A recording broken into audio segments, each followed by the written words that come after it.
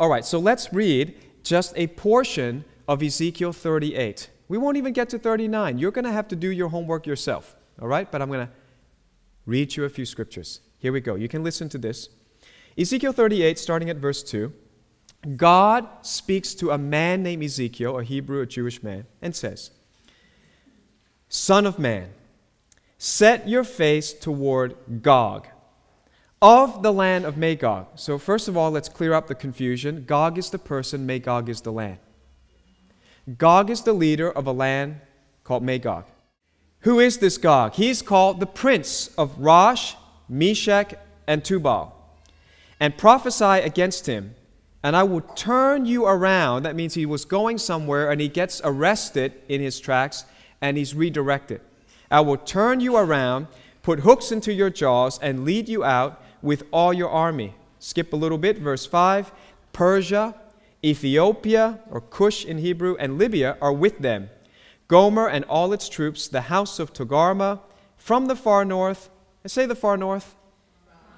Okay, because this is the thing that a lot of prophecy teachers will focus on. And all its troops, and many people are with you. Skip a little bit, verse 8. And in the latter years, that is a phrase connoting the end times. In the latter years, you will come into the land of basically Israel. All right? You will come into Israel. So there is an enemy who's hell-bent on destroying the Jews. And that's not a surprise because it happened in the Holocaust with Adolf Hitler. It's happened many times before in history, so patterns are prophetic. I'm going to just keep drumming this, Ecclesiastes chapter 1, verse 9. Because once you get this, it answers many questions and many foolish theories of men. And you're going to be challenged today because some things you've heard and assume that's just the way it is, it's the way I've always heard it, it's not true. If Ecclesiastes 1 verse 9 is true. They both can't be true. Part of the confederacy is Gomer and all his bands, the house of Togarmah of the north quarters. Interestingly, it doesn't even necessarily say Gog is from the north. It says Togarmah is from the north. But it's just been assumed that Gog is, got to be the one from the north.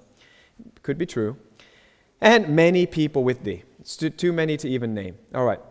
So there's this cute saying that prophecy teachers like to say.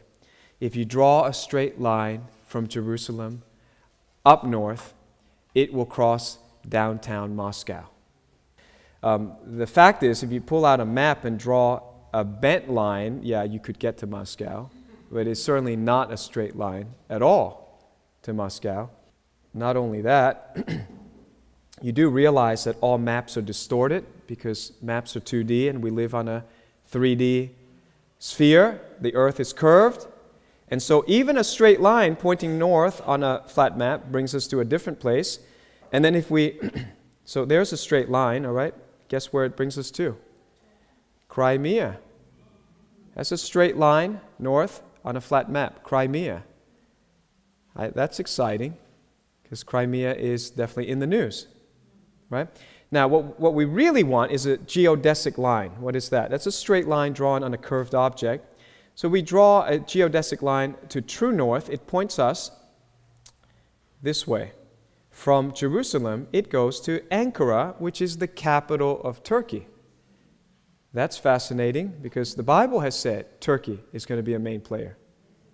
Turkey in World War III. And then if you keep going up, guess what? It kind of like, I think you can say, it goes like downtown Ankara, then it goes downtown Kiev, the capital of the Ukraine. Let's go back in history. Ibn Battuta from Morocco, considered one of the greatest travelers. He traveled 3 times the distance of Marco Polo. He visited Guangzhou in 1346, and he called the Great Wall of China the Al-Magog Wall. Why did the Chinese build the Al-Magog Wall? To keep the Mongol hordes out. So maybe the Mongols are the Magog people, are from the land of Magog. So 9 reasons. First of all, Al-Magog Wall is not anywhere near Russia. Jewish historian Josephus said Magog was the land of the Scythians. Byzantine historian Procopius of Caesarea in the 500 says Magog was the land of the Huns, and Gog was Attila the Hun. Sunni historian Ibn Kathir in the 1300 says Magog was the land of the Khazars. King Joseph of Caesarea said himself that he's a descendant of Magog's nephew Togarma. Jerusalem has been invaded at least 26 times in the past 2,000 years. Let me ask you, did Russia invade? Not once. So, if that which has been done is what will be done, if that which has been is what will be, then Russia's not in the picture. So who has invaded 26 times in the past 2,000 years? Every time from a Muslim country. Israel has been attacked at least 9 times in modern history, never once by Russia. And every single time by Muslim haters of the Jews. I'm not really sure what the contention really is about, because if you look at it point after point, it's pretty clear it's not Russia. Central Asia and the Caucasus are majority Muslim, and they are currently hostile to both Russia and Israel. So if anything, Russia is just as ticked off by these guys' violence as Israel would be. So give the Russians a chance, maybe pray for revival. And reason number 9, Psalm 120, verse 5 and 6. Woe is me that I dwell in Mesec, one of the players in World War III, that I dwell in the tents of Kedar. My soul has dwelt too long with one who hates peace. I am for peace, but when I speak, they are for war. You're going to find that in life, you want peace, but some people, they just want war. You give them up to God. Let God deal with them. But anyway, coming back to end-time prophecy, Mesec is, in Jewish history, they actually have a family tree. This is actually a real person. He's the son of Japheth, which is the son of Noah, and that's probably Turkey.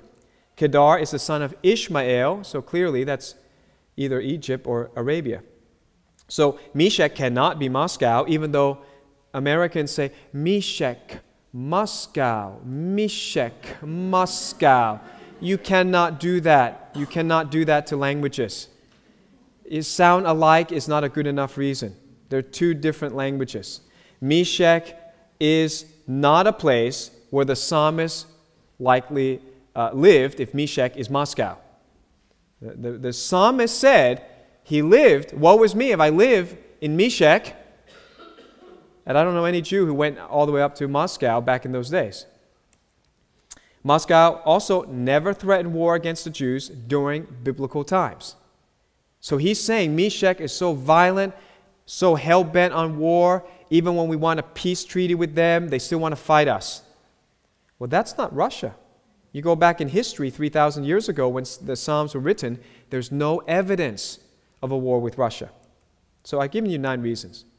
All right, so now your question might be, well, if Magog are all these Central Asian countries that we don't really pay attention to, in Australia and America, all these stand countries, they're just little tiny countries, they don't seem to be in the picture.